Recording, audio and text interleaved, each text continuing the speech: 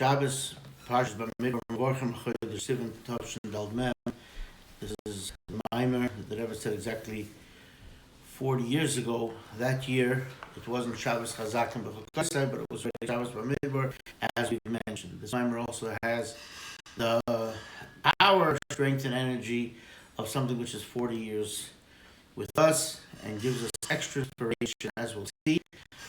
Just as a note that some of the concepts in this Maimer, many of the concepts actually discussed in earlier Mamorim of this year, and especially the Maimer of Shabbos Shkolim had some similarities, but here the Rebbe goes on to explain some other aspects, as we're going to see shortly.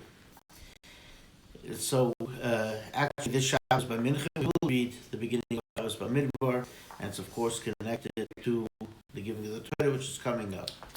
Vayidaber Seu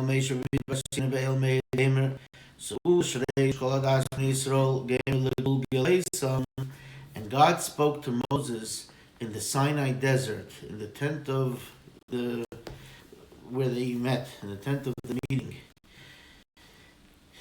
Uplift the head of all of the congregation of the children of Israel, and then this is of course reference to counting, and then the final word is Legulgilosam, which literally means their skulls, their heads, but it's a word which denotes and connotates the actual physical makeup of the head, the Golgoiles, the skull.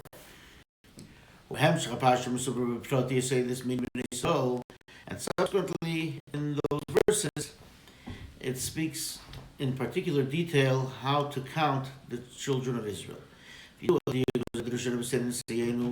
And we know how our Rabbi they learn from the specifics of this. Torah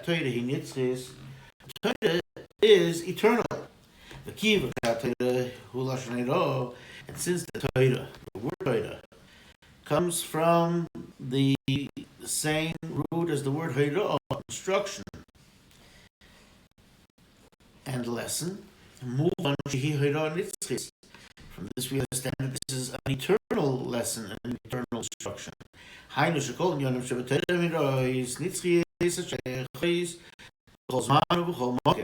That means all of the lessons in Torah are eternal, they are forever, and they are pertinent at all time and in all places. So if that's the case, this command was just for that time when God told Moses at that point in their sojourn in the desert to take a census. Only once. So why does the Torah go on to tell us the story at such great length? Many very fundamental laws of the Torah are just given in a very concise point where certain details are only alluded to, let's say a letter or some or another hint. Just a letter or a nuance, etc. So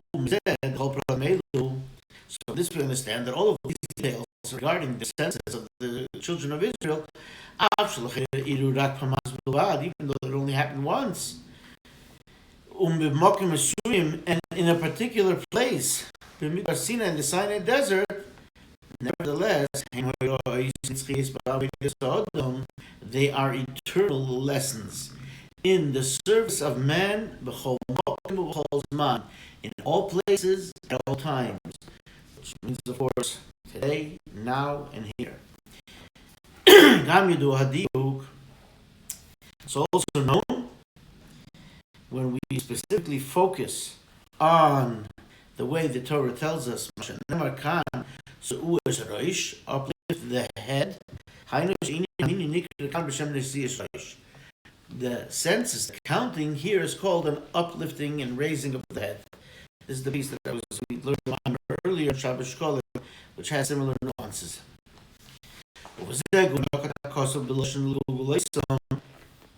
But regarding this itself, the verse actually uses this word Legulgilosam, their skulls, meaning it's saying that you have to count everybody individually, every single person, between the ages of 20 and 60, but each person, not a general count or not about whatever it is.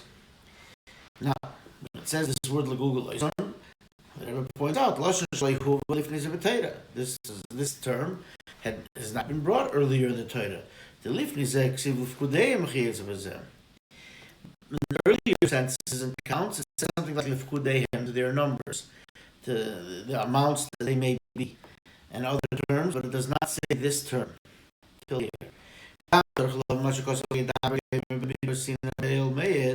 We also have to understand why does it to say that God spoke to Moses and they were in the Sinai desert. It points out where they were and where God was talking to Moses from the Ohel Moed, from the holy place of where he convened with him. Now,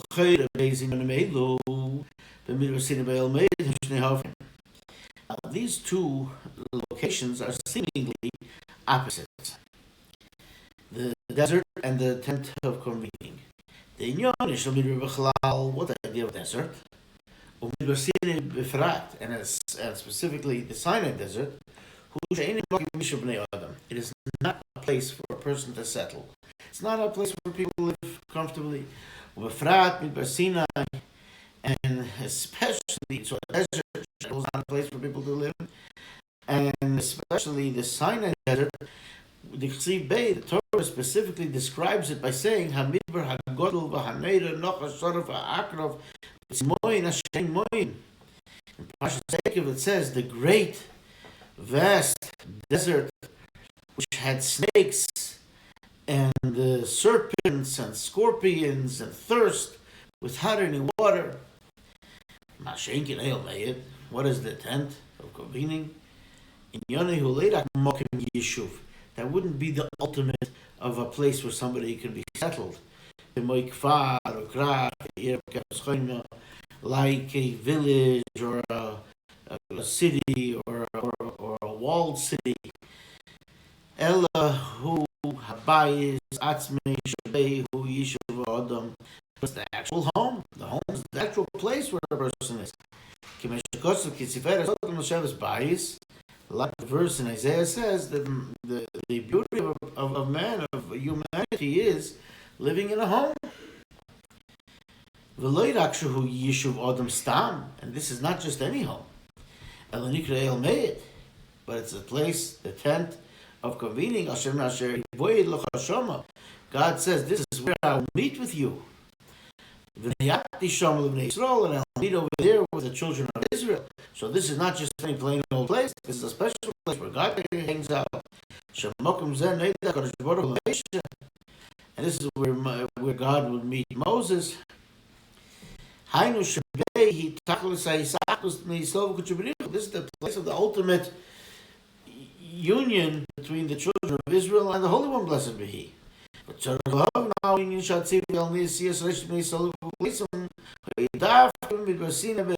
we have to understand what is the specific lesson that we can learn from the fact that the command to uplift the head, to count every single one of the children of Israel, and this word about Legulgilosam, their skull, and that happened specifically in the Sinai desert, in the tent of meeting. The Yuvan calls it a hektim. You can understand this. We have to first explore a little bit. Mashomer Azal, our sages taught, the Torah speaks in terminology that people understand. The way we talk, both in vernacular and both in figures of speech, and things that we understand.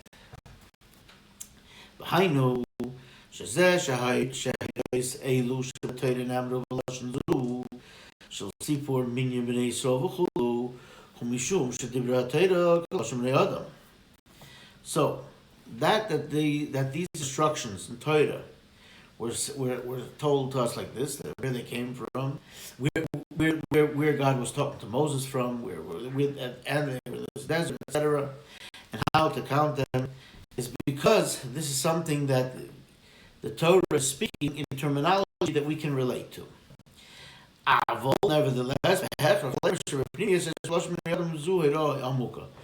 Nevertheless, it must also show us that in its deeper understanding and deeper meaning, these terms give us a very deep, profound lesson.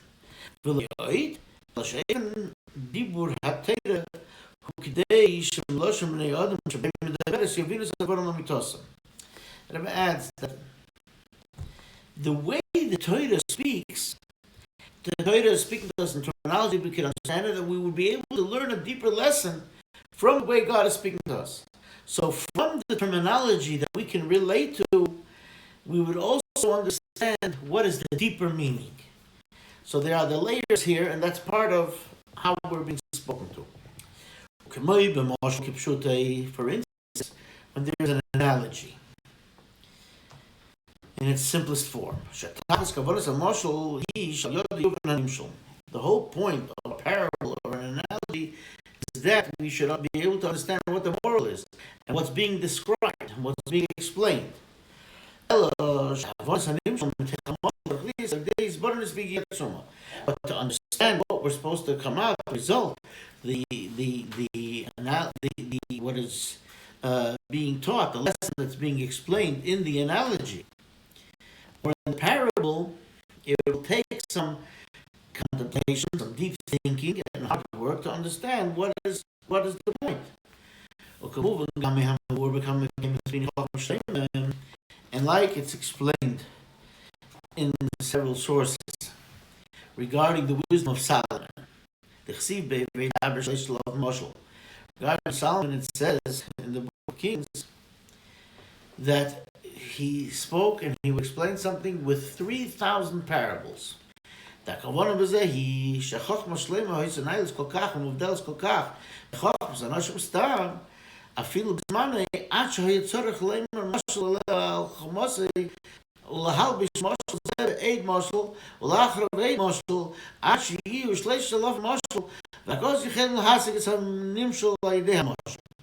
so Solomon's wisdom and intellect was so profound and so superb and so removed from the average intellect and wisdom of regular people, even in his time, that necessitated him to having to give an analogy, a parable, on whatever intellectual idea it was that he was trying to relate, and then to take that parable into another parable, and into another analogy, and afterwards into another analogy, until we got up to 3,000 analogies, and only then would we be able, through the final the final parable, to understand what it is that he was trying to relate. The deep, profound intellectual idea that was in his very advanced, superb intellect and thought process. But the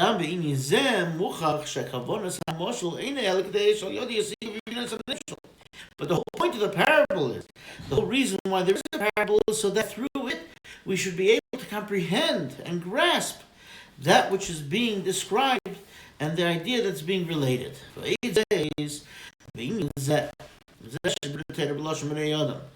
This idea that the Torah speaks in terminology that people understand, is a Torah of teaching lessons and instruction.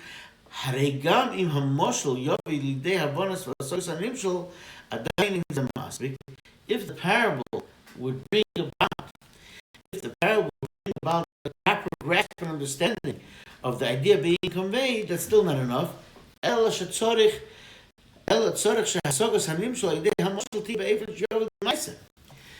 grasping of the topic which is being conveyed through the parable and analogy has to be in a way that it brings forth action, a deed, a result. If it didn't bring about, you should understand how you have to act and what you have to do and what your path forward is, then it hasn't done its job as it should. So how the Rebbe says,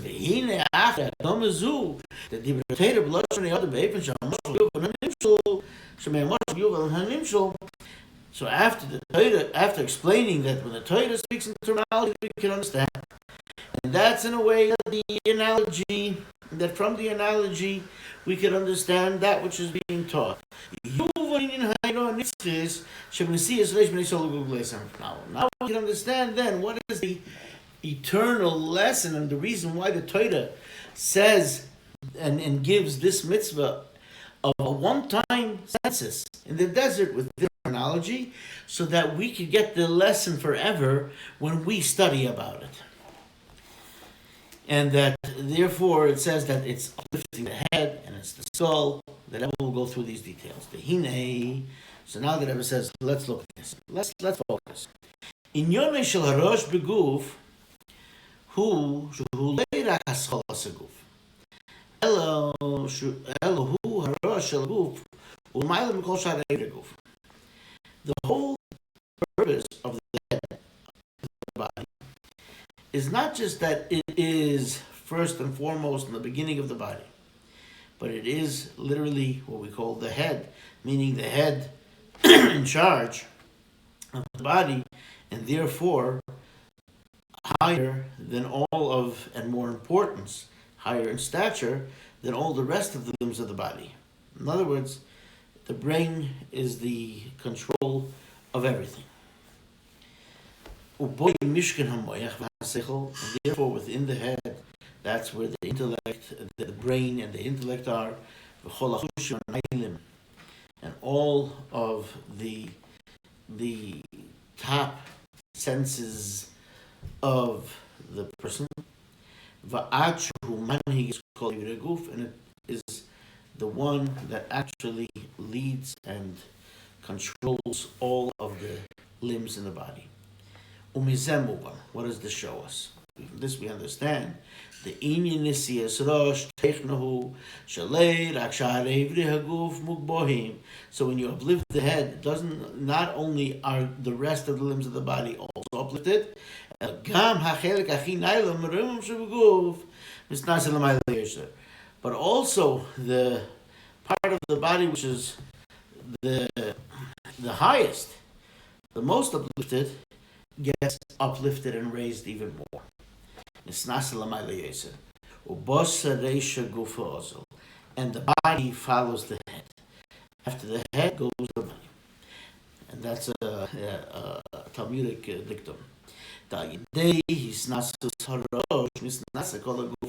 If the head is uplifted, the body is uplifted. How is the head lifted? Through the skull, Legulgilosam. What does that mean in a deeper sense? Hainu. The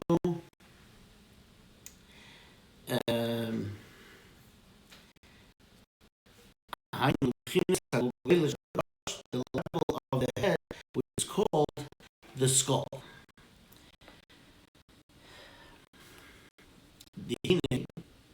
Now, like the Rebbe said earlier, this is the first time the Torah uses this term. The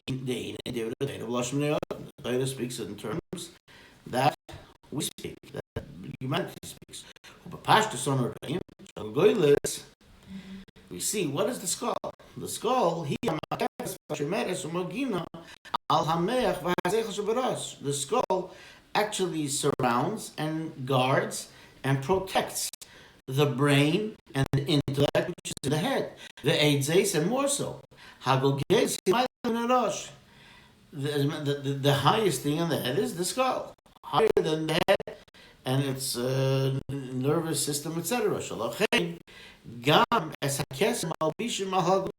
you put on a crown, the crown goes on the skull.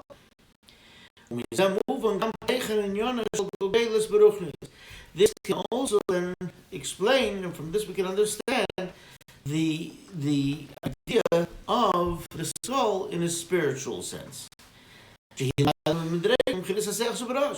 which is in a higher level than the intellect which is in the head. So what is the skull in a spiritual sense? What is that value? Now,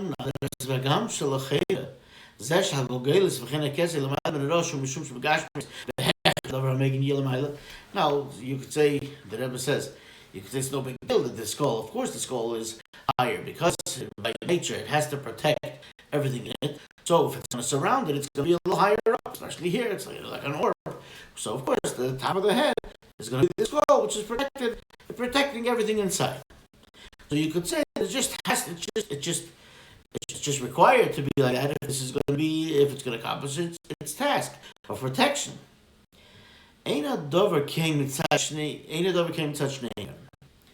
First of all, that's not the way I have to look at it. And the first thing is, it's a little abstract because we say that God could have done it a different way. God is not forced to do anything anyway.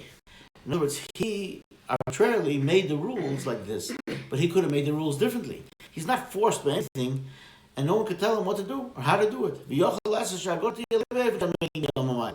And therefore, He could have made the protection should be higher than the head. He could have found out a different method. Maybe we can't think of what that method would be. Maybe we could think of it. It doesn't matter. But the fact is that this is the way it is, and since this is the way it is, this is the way God decided it should be.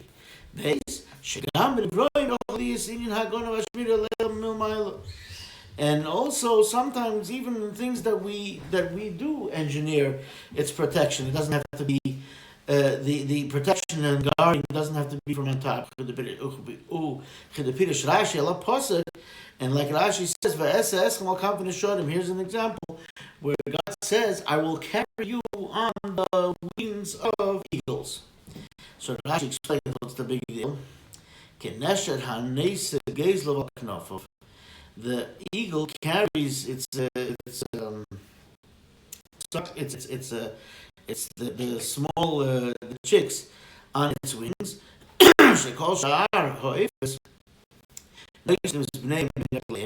The rest of the birds carry their offspring in their feet, in their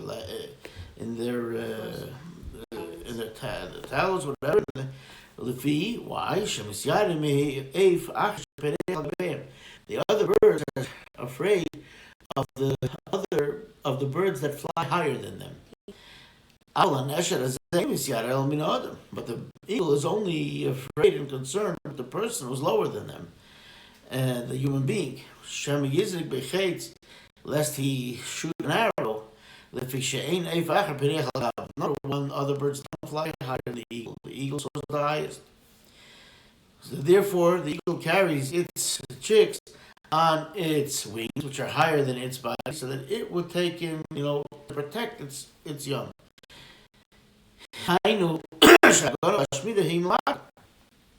So from here we see that the protection is from below, not from above. Let me use this as an example.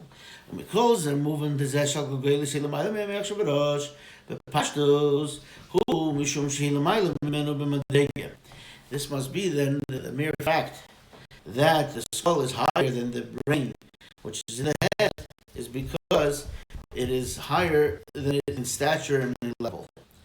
It's more important. How could it be more important than the brain, which is the central system of everything?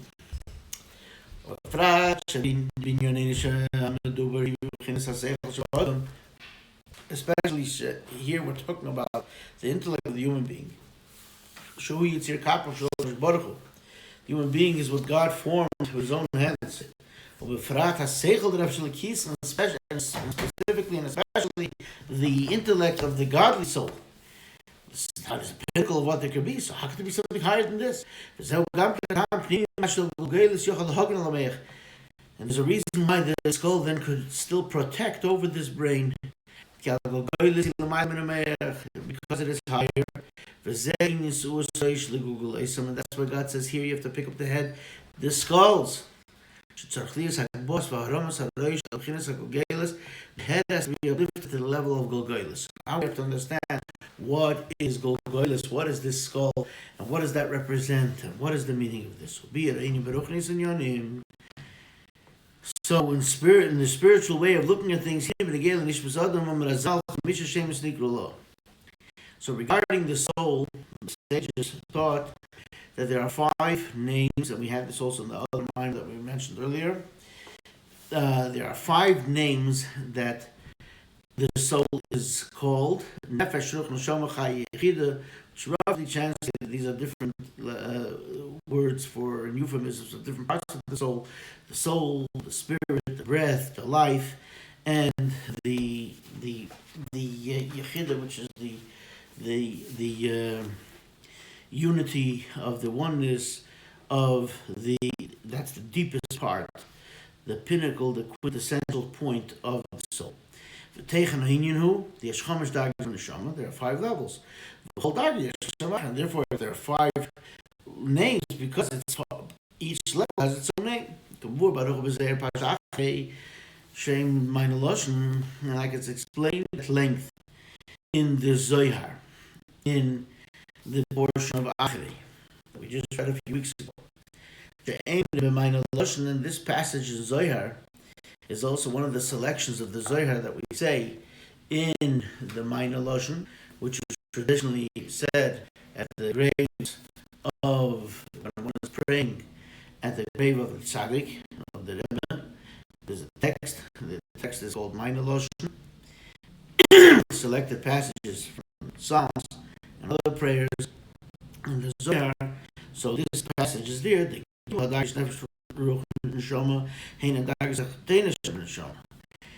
3 levels of the soul, the spirit, and the breath, those are the lower levels of the soul. The beginnis nefesh, nefesh, the soul, is called the soul that gives life, which is enclosed in the body. That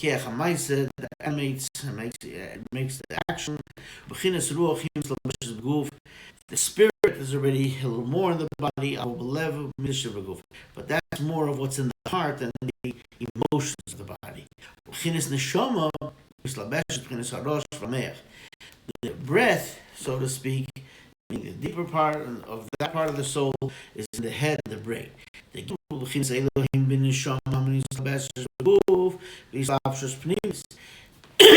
3 levels of the soul are enclosed in the body in a very deep sense. Usually you just call it neshama. Neshama is the soul. So that's a common term that people use. What a neshama.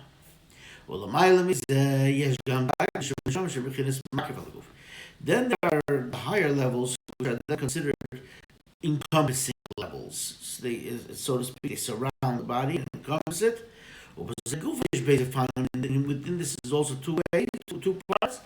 The closer part that encompasses into the further part. As it's explained at length in several places in Hasidic text. This is the life source and that quintessential point of the soul, the deepest point.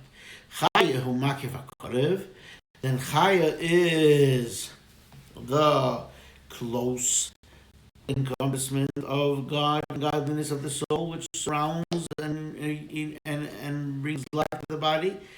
Even though it's the deepest part, but it's the most removed and therefore the most promising.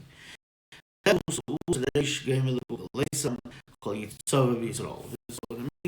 the head to their skull, everyone who's eligible to go to the army amongst Israel. That's ages between 60. The Sivas of Israel, Rashi, why did God take the census? Why did God count the people? Rashi explains, at the beginning of the parsha, because he loves them, because they're so dear to him, he counts them. When somebody is something that they cherish and treasure, they count it.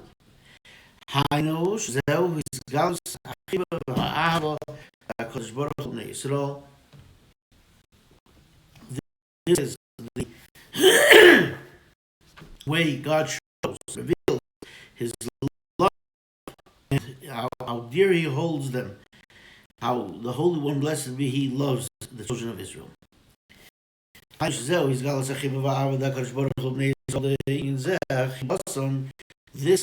love, this is also on the 3 lower levels of the soul. And then they also, this endearment and this love that comes from God supernally. But we also have to be uplifted to this whole, to this encompassing level of God, to this high removed level.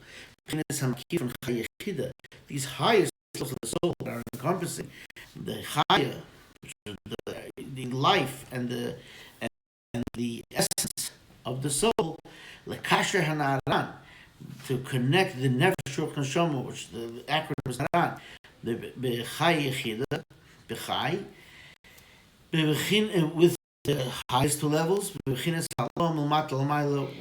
uplift them from the lower grade where they are to higher. Now we'll talk about how in a moment. After they're uplifted from below to above, after they ascend, then we have to draw it down from above to below,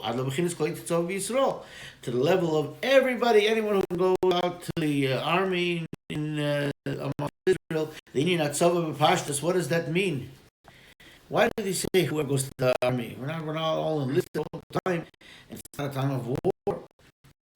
But the reason for me, the pashtus, when you say army, it's something we understand. Right away comes the defense forces come to mind. Who if it's a necessity of war.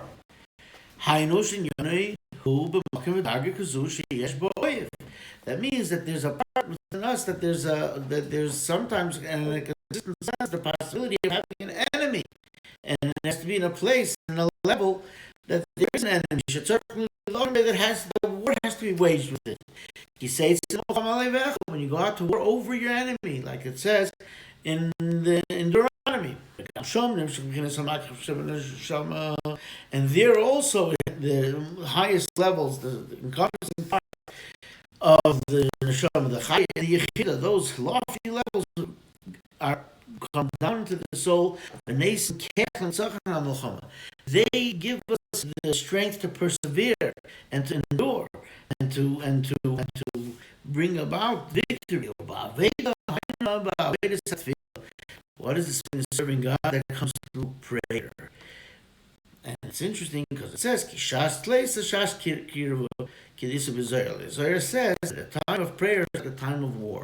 It's not easy. It's a battle. It's hard. It's tough. But it's overcoming.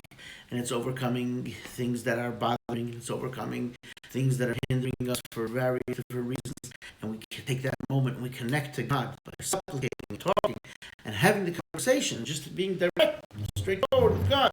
This is the goal, and therefore it's not always easy, but that's what is accomplished through prayer. And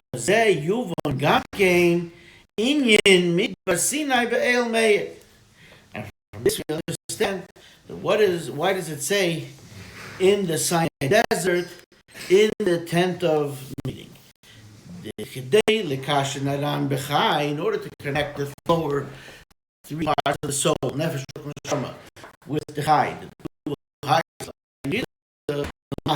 the lower level to the supernal level. How could this be done? That comes through this idea of the desert, the Sinai desert. In order to draw it down, so there's an uplifting part, there's a drawing down part. So the uplifting part is the part that's symbolized by the desert, we'll soon see how. And the drawing down, that is symbolized by the tent of meeting, in other words, where God hangs out, and God comes to speak to his people. So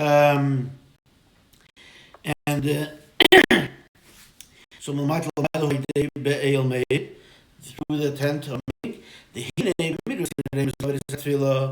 the Sinai desert alludes to the serving of God through prayer. Why?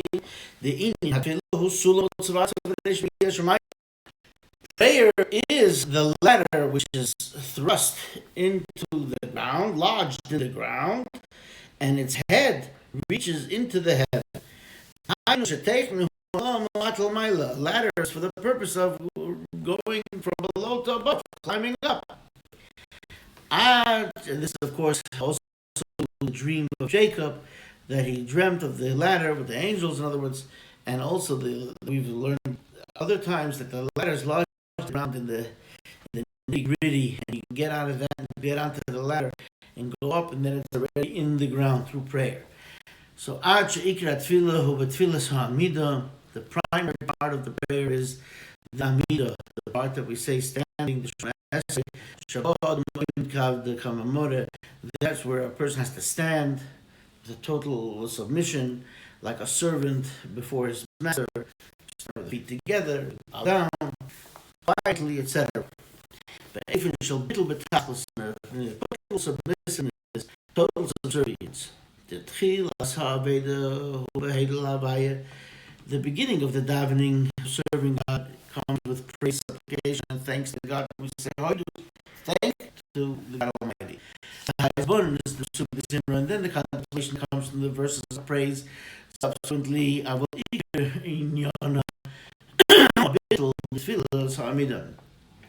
but the main, the highlight of the prayer is the Shemini Esrei, the standing prayer. And here the Rebbe says, so on Shabbos, even though people already say the term Shemini Esrei, Shabbos Shemini Esrei means 18 blessings. 18 blessings, really 90, there's a 90. But it's really called Amida because that's when you have to stand, especially Shabbos. There's only 7 blessings. So, and in the weekday, there's the 18 blessings. And we stand without movement. Might ask, what about shuckling? What about the swaying? That means you're swaying within one spot, in one place. Can't walk around.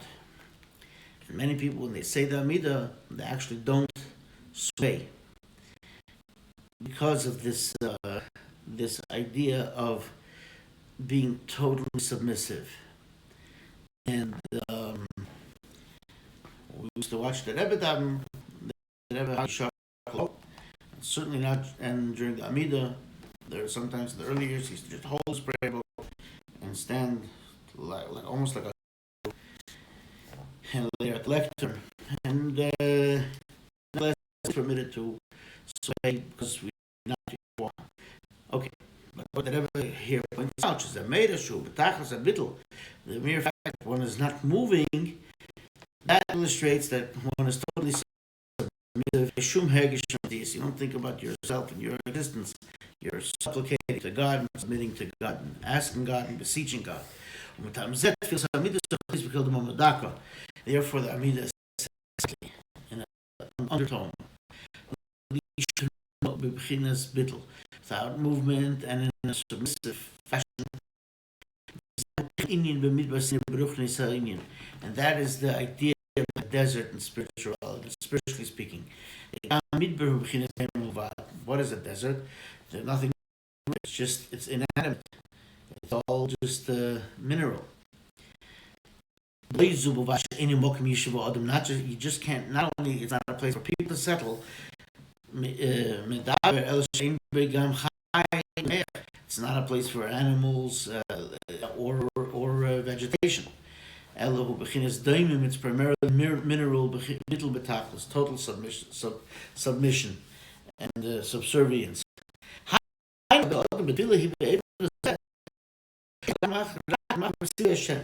So prayer, he's doing it because God commanded you to pray.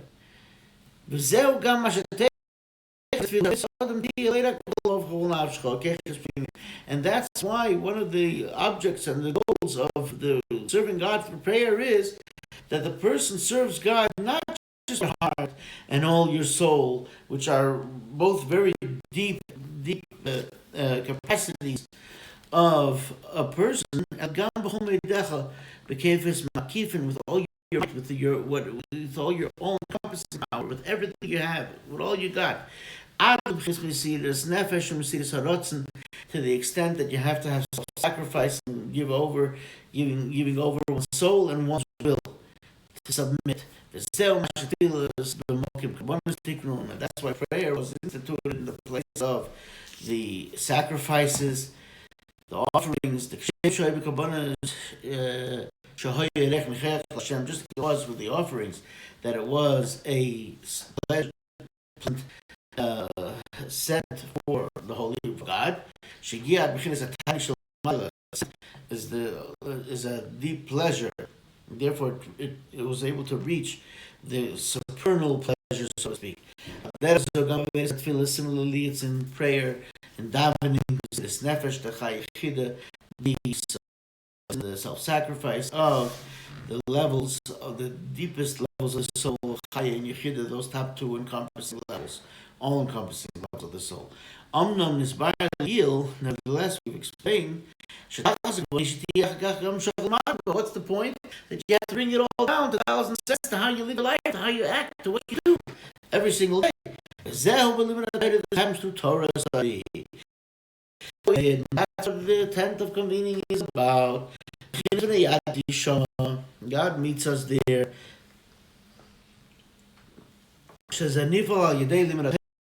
This happens in Torah study. Like it says in the Talmud, and therefore the code of Jewish law, that when one finishes prayer, and this is the end of the tractate Brachos, and that you have to go from the house of prayer to the house of Torah study, from the Beis HaKnesses to the Beis HaMedrash. After prayer, there has to be Torah study. But before the prayer, even though you may study, but that's just as a preparation of prayer. It's part of prayer, because the soul is still in the nostril, so to speak. It means we're not yet functioning in the way. The first thing that a person has to do is pray. Therefore, you don't study first. Even though we do study some Torah before the prayers, this is as an preparation, an introduction to the prayer, because you have to study so that you learn a little bit about God, so you get into the proper basis of you praying to God, studying about God, learning Chassidus, and even if learning the revealed part of Torah before they pray, but you're recognizing the God who gave us this Torah. But then when you study Torah as Torah study, a standalone mitzvah, and here we have in the Yiddish, ganzen Sturm, with the whole enthusiasm, and with that's your total occupation. That happens after one prayed already. Like the Alter explains in the and this is how you draw down those higher levels of the soul that are so removed, because Torah is also rooted at those higher levels. So early we bring that down, because Torah tells us how to live our life in the physical world, with the instructions of how we live our lives in the physical world.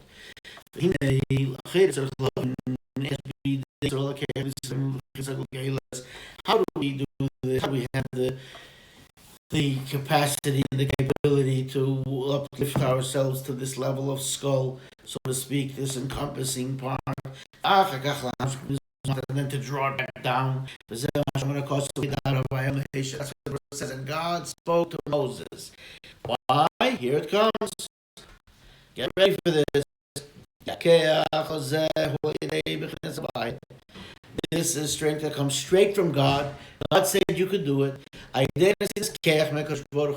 God gave us the strength of the Holy One, blessed be He. And what is God? God is Yukivovke Havaya, name of God. His name symbolizes was, is, and will be, past, present, and future, all at once. It means it causes everything to exist, to be there, and bring everything into being. And where we have the strength comes to Israel, through our teacher Moses. As is well known, there is a little piece of Moses in each and every person of Israel. Like our sages have taught us in the Talmud, al-Pasuk, the verse says, also Deuteronomy, what does God ask of you? Moses is talking, and he's telling them, what is God asking of you? So he says, He just asking you, Hashem, just to fear God. So the Talmud says, what does Moses say? God is not asking a lot of you. He's just asking you to fear Him and to have proper reverence and awe. That's a tough thing. We're happy-go-lucky. We think about God properly. So Talmud says, well, if you're on the level of Moses, that's a simple thing, because Moses was constantly aware of the kindness of God. So the Rebbe explains the practice. Wait, what kind of answer is that to the question? So for Moses, that might have been simple, but how can Moses tell people, it's no biggie here, just why don't you just study, why don't you just fear God? It's no big deal. So the Gemara says, because there is a piece of Moses in us, we all have a little piece of that. And for that piece, then we're all able to also ace this, so to speak. So in relation to Moses, it's a small thing. Well, therefore, it's simple enough. It's a small thing for each and every individual of Israel. When you tap into that energy, when you realize you have that piece of Moses in you, then you're able to do all this. To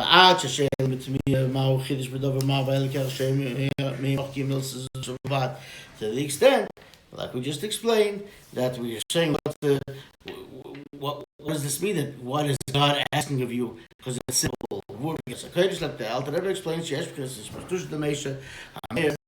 This is how the Alter Rebbe says it in the Tanya, that there's an offshoot of Moses that illuminates l'samach ribin neshamas to all 600,000 souls. Well, you say there's more than 600,000 people around, so there must be more than 600,000 souls here. That Rebbe addresses this briefly. And just like the sun illuminates for 600,000 stars, each one of those 600,000 souls splits up into another 600,000. So now we're talking about 600,000 times 600,000. Kenoida, as is known, and the Alter Rebbe talks about this in Tanya, where those Kabbalistically,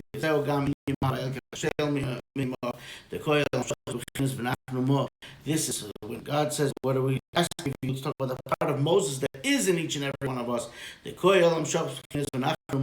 that goes on to join this part of Moses that was totally subservient. He was totally submissive to God.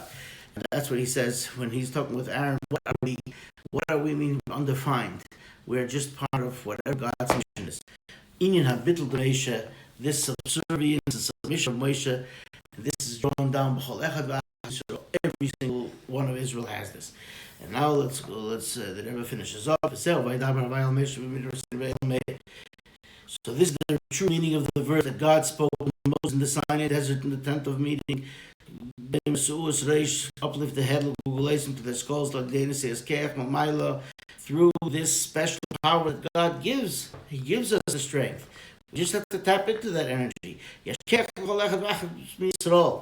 There's strength and power and amount for each and every individual amongst Israel. We can all get to this level of uplifting our head to the skull. To be uplifted to the deepest part of the soul, the yechida of the soul. And then the Rebbe takes this a step further, says you can get even higher than that. The highest levels of where the soul comes from. Like it's explained by the Arizal. The Yechida, this deepest part of the soul, is a spark of the Creator. I'm sorry. The Yechida is a spark of that within the person who was created. That then there is a spark of the Creator within the creation.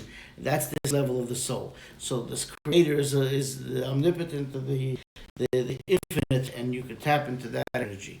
They become one thing, nothing can separate them. And this should draw down into your deepest senses and powers in your soul. And then that will bring about the revelation of the general deepest part of the soul of the Jewish people, Mashiach Tzidkenu, righteous Mashiach. And through the revelation of the general Yechida, that would be Mashiach, and we have the fulfillment and the ultimate of, like it says, and they all camped there. It says, and he camped there. Israel camped there, because Israel is one people. Like one person with one heart. And at this level, everyone is the same. Everyone is united. And it's explained at length in Tanya chapter 32, where he explains that all the souls have one source, one root, and they're all in one way. And just like camping, like one person with one heart was a preparation for the giving of the Torah. That's the future of Mashiach. The total unity of the children of Israel will merit to the revelation of the level of the new Torah that come forth, like it says the prophecy, that new Torah will come forth from behind the newest part, the Gevur, like it's explained by the Arizal,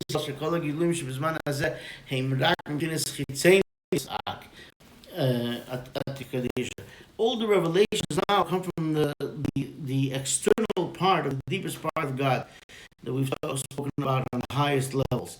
When Mashiach comes, there'll be a revelation of the innermost part of God's essence.